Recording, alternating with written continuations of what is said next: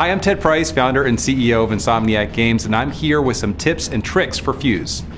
One of my favorite aspects of playing Fuse is pulling off Fuse weapon combos. There are almost 60 different combos in the game that you can achieve by working together as a team. Here's an example of a simple combo.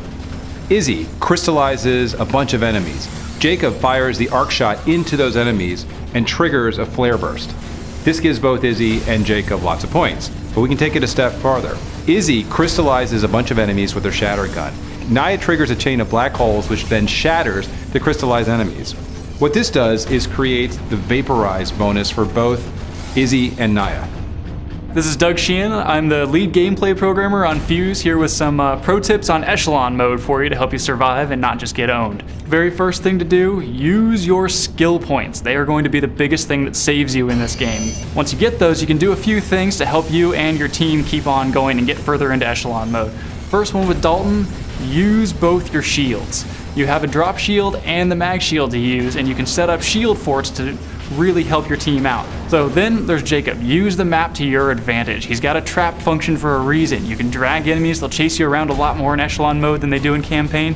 So find choke points, set up those traps, and when you get enemies that come in, pop that explosion and just let all those guys melt. It'll really help you out with taking down groups of guys all at once rather than having to sit there and let them fire at you.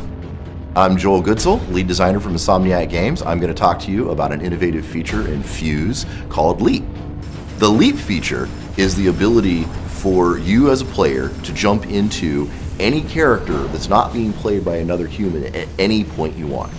A really useful situation for a leap is when you're in a really tough fight and you'll find yourself pinned down and surrounded. Well, you can immediately actually leap out of the character that you're in, kind of save your butt a little bit by leaping to another character, find yourself in a slightly more advantageous position. So let's say you're facing a boss. One of the best characters to be when you're facing a boss is Izzy, because Izzy can drop heal beacons for the entire team and keep the entire team up, even under some of the most extreme insta-down attacks. She can also drop a heal beacon on herself. So if you walk into a boss and you find yourself playing, Dalton or Naya, there's times when you're going to want to switch over to Izzy and, just keep everybody alive for a while.